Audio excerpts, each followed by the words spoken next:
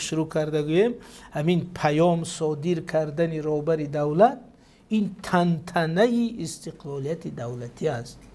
این همون لحظه است که در همین منبر برآمده میگه که ما مستقلیم، ما دولتی خودسالار هستیم که پیام صادر میکنیم که این سیاست داخلیمون، این منفعتمون، این سیاست خارجیمون، این موقع ما. همین لحظه نشون میده که استقلالیت دولت چیست. بنابراین با پیام فقط همچه حجت کاری مناسبت کردن لازم نیست که و یک راهنمای کار و مجلس و حساب، بلکه پیام این اکت سیاسی، اکت دولتی، یک اکت یا که حادثه استقلال است. و وقتی که پرزیدنت همچون راهبر دولت تاجیکان پیام میدهد یا وقتی که پرزیدنت همچون راهبر دولت تاجیکان در منبر سازمان ملل متحد از نام همین ملت برآمد میکند، همون لحظه تنتنه حقیقت تاریخی، عدالت تاریخی است و اون همون آمال چند هزار ساله همین استقلالیت در اونجا تجلی می‌یابد. این یک لحظه بسیار مهم است. کسی که را درک میکنه واقعا این دیگه با سخن گفته نمیشه. دومش درست است، استقلال گفتن یا استقلالیت. و این بحث هم برای که ما زبان و بیانی بسیار مستقل ملی داشته باشیم مهم است. کوتاه کرده گویم که به نظر من و از نظر درستی زبانی و علمی اصطلاح استقلال درست است، نه استقلالیت. زیرا کلمه استقلال بر وزن استفعال دیگه هیچ نیاز نداره که با یت در قفاش علاوه کنی. و اون چی که ما در دوره مبارزه کسب میکنیم استقلال است. بینه در کنستیتوسیون گفته است که تاجیکستان کشوری صاحب استقلال است، نه صاحب استقلالیت است. پس کلمه استقلال اون چیزی که اون حالتی که یک کشور از کشور دیگر میگیرد، خب معنای لغویش چیست، معنای تاریخیش چیست، ایناش مهم نیست، در همه جا دسترس است. ولی من میخواستم بگم که اگر ما به جای استقلالیت مثلا میگیم که روز استقلال، جشن استقلال، این درست است. البته کلمه استقلالیت همچون نشان دهنده یک حالت میشه در علم حقوق سیاست استفاده شود، ولی درباره همین جشن استقلال، کسب استقلال، روز استقلال، اگر روز استقلال را استفاده کنیم به جای استقلالیت درست میشه. ولی از نظر زبانی تاجیکی این کلمه میشه خودسالاری. مثلا ما دموکرات از میگه مردم سالاری، یعنی که حکومت مردم.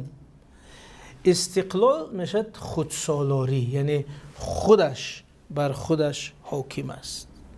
از این روی کلمه تاجیکی خودسالاری است، ولی بعضی کلمه های قدر در ذهن میشینن که گمان میکنیم اگر استقلال نگیم خودسالاری گیم و معنا رو نمیتید.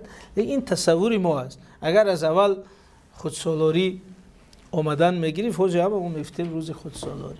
همین استقلال هم یک اصطلاح است. اگر این ملت خودکفایی گوید، خودسالاری گوید، هرچی به زبان خودش گوید ولی پذیرفته شد، در طول زمان جا میافتد. خب اکنون بازم یک اصطلاح دیگر میخوام که این اخیرونش باشه شد مطرح کنیم. این است که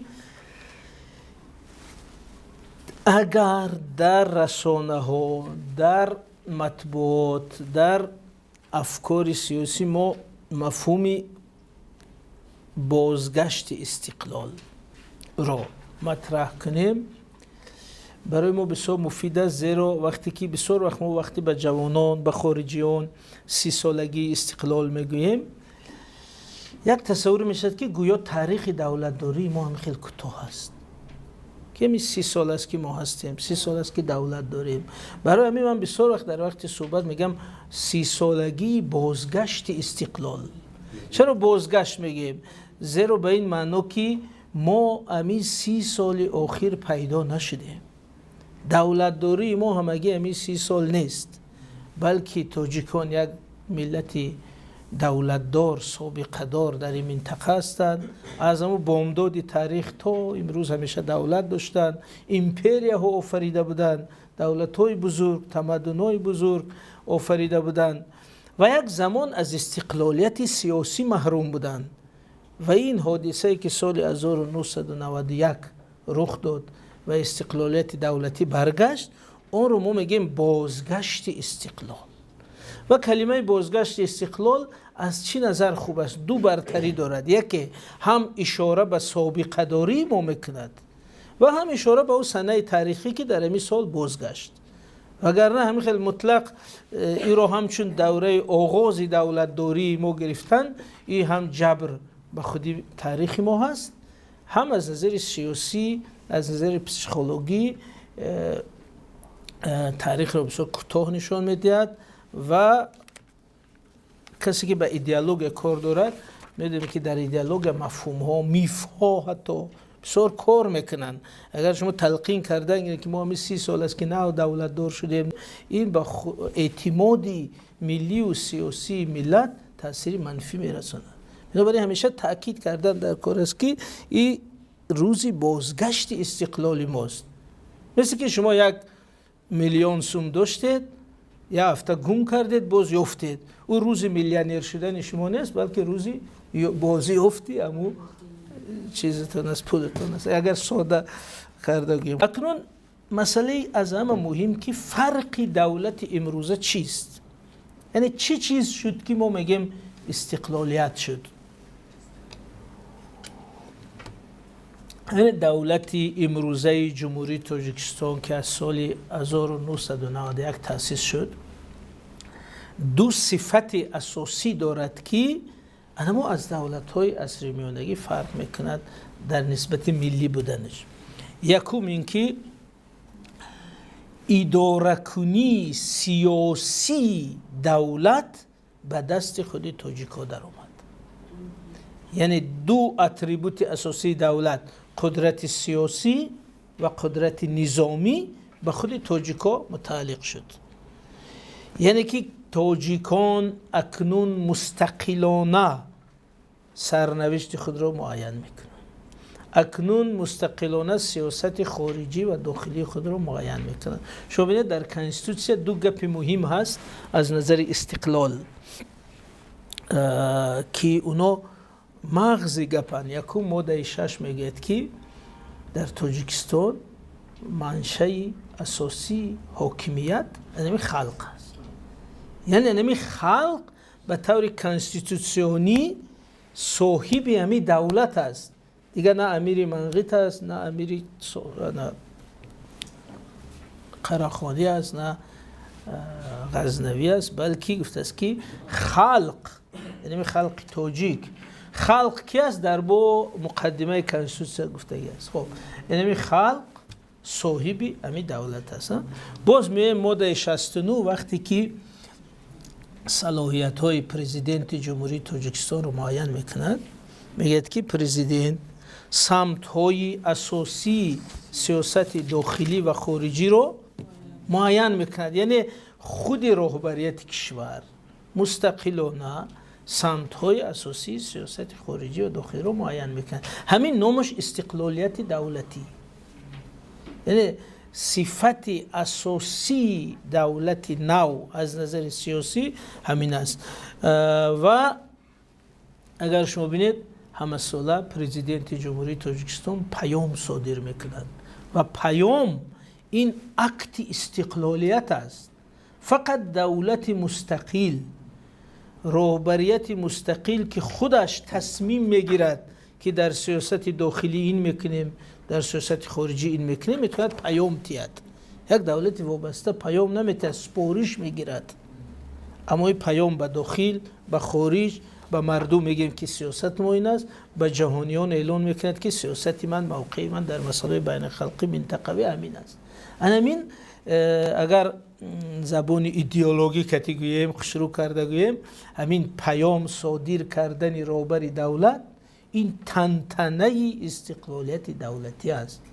این همون لحظه است که در همین منبر برآمده میگه که ما مستقلیم، ما دولتی خودسالار هستیم که پیام صادر میکنیم که این سیاست داخلیمون، این منفعتمون، این سیاست خارجیمون، این موقع ما. همین لحظه نشون میده که استقلالیت دولت چیست. بنابراین با پیام فقط همچه حجت کاری مناسبت کردن لازم نیست که و یک راهنمای کار و مجلس و حساب، بلکه پیام این اکت سیاسی، اکت دولتی، یک اکت یا که حادثه استقلال است. و وقتی که پرزیدنت همچون راهبر دولت تاجیکان پیام میدهد، یا وقتی که پرزیدنت همچون راهبر دولت تاجیکان در منبر سازمان ملل متحد از نام همین ملت برآمد میکند، همون لحظه تنتنه حقیقت تاریخی، عدالت تاریخی است و اون همون آمال چند هزار ساله همین استقلالیت در اونجا تجلی می‌یابد. این یک لحظه بسیار مهم است. کسی که را درک میکنه واقعا این دیگه با سخن گفته نمیشه. خلاص خب، دوم، صفت دوم دولت مستقل ما، این خیلی مهم است. این است که اولین بار یعنی در 1000 سال اخیر دولت از نظر غایه، از نظر هدف تأسیسی و موجودیت برای حفظ و تقویت ارزش‌های ملی تاجیکان، برای حفظ ملت تاجیک، برای حفظ و تقویت منفعت‌های ملی تاجیکان عمل میکنند. یعنی دیگر ارزش‌های تاجیکی، بقای تاجیکان، منفعت‌های ملی تاجیکان، این ماهیت سیاست یعنی دولت است. یعنی دولت نه تنها از اون اکت یکم اکت سیاسی و حقوقی است که دولت همچون پدیده مستقل سیاسی شکل گرفت. اکت دوم پدیده مضمونی است، یعنی از نظر مضمون از نظر مضمون هم این دولت افاده‌گر منفعت‌های ملی تاجیکان است. این دو صفت وقتی که جمع می شود، ما میگیم که بالاخره در دوره استقلال یک پدیده کاملا جدید به نام دولت ملی صاحب استقلال تاجیکان با وجود آمد. این دولت روزی است. دولت ملی صاحب استقلال تاجیکان دو صفت اساسی دارد. یکی ملی بودن است، یعنی که افاده‌گر منفعت‌های همین ملت به معنای اتنیکیش بمانده نظر دارد. دوم، مستقل به معنای خود تصمیم گیرنده یا خودسالار. انا وقتی که امی حالت رو در نظر میگیریم با حالت عصر میانگی قیاس میکنیم، من نظرم این است که بله، مثلا ما اینجا خیلی میتونیم بگیم که ما دولت همیشه داشتیم، همیشه در این دولت ها بودیم. دولت ها امون قدری که به دیگرها تعلق داشته باشه بیشتر از اون به ما تعلق داشت از روی نشان دهنده های زیاد. اما ممکن ما میگیم که قدرت سیاسی نبود، یا که بگیم حکومت، حاکمیت نبوده است، اما دولت همچون پدیده همیشه به ما هم تعلق داشته است. بازگشت استقلال این برقراری عدالت تاریخی است که ما با استقلال سال 1991 ما را به وجود نآورده است، بلکه اون حالت تاریخی ما را بار دیگر برقرار کرده است. از این رو این تنتنه حقیقت تاریخی است.